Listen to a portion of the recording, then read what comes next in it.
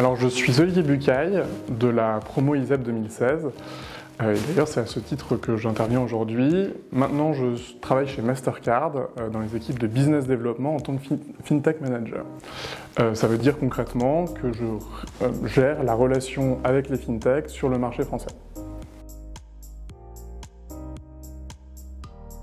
Alors c'est super intéressant pour moi à deux titres. Le premier, c'est d'accompagner les FinTech qui sont en cours de création. Accompagner ces jeunes entrepreneurs, ça permet déjà tout d'abord de faire en sorte qu'il y ait un écosystème qui se déploie et qui continue à prospérer. Ensuite, le principe, c'est de bien connaître son marché et l'environnement dans lequel on évolue et être au contact de ses étudiants notamment. Ça permet de comprendre un peu mieux comment eux perçoivent le monde et comment ils ont une vision sur les différents pain points qu'ils cherchent à adresser. Et souvent, ça permet de trouver en fait des nouvelles solutions extrêmement innovantes qu'on ne trouve absolument pas ailleurs.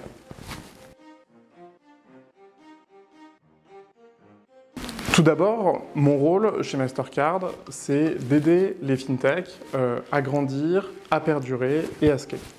Ce que j'ai l'habitude de faire, c'est de leur fournir à la fois des conseils, de les présenter à nos différents partenaires, et lorsqu'ils auront atteint le stade de maturité nécessaire, on serait très content de les aider à intégrer notre accélérateur, par exemple, qui s'appelle le StartPass, et qui permettra de les internationaliser beaucoup plus facilement et rapidement. Alors, il faut savoir que c'est un marché qui est à la fois très porteur et naissant. Je suis intimement persuadé qu'il y a énormément de choses à faire en termes de business model et il y a énormément de startups et de fintech qui commencent à arriver sur ce marché-là. La question du BFR, elle est extrêmement prégnante chez les TPE, les PME et les ETI.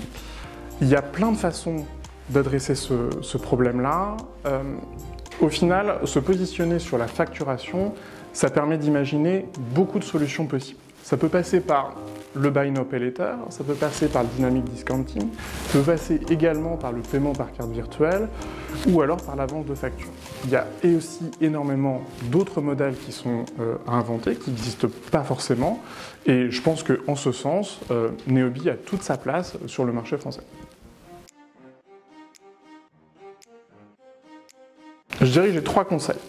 La première, c'est de bien s'entourer.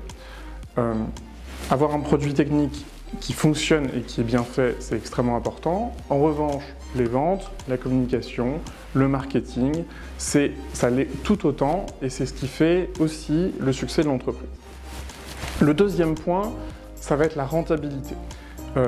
S'il était possible peut-être d'avoir des fintech qui sont structurellement non rentables avant, aujourd'hui ça devient de plus en plus compliqué, voire impossible.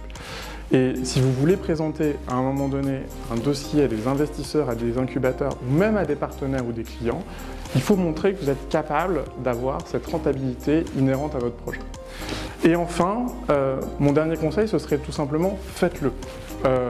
C'est pas grave si vous vous plantez, il y a une chance non négligeable que ça arrive, mais à la fin, vous allez forcément vous améliorer et pouvoir aller de l'avant et améliorer votre produit et finir par sortir quelque chose qui va résoudre un problème et qui sera vendable.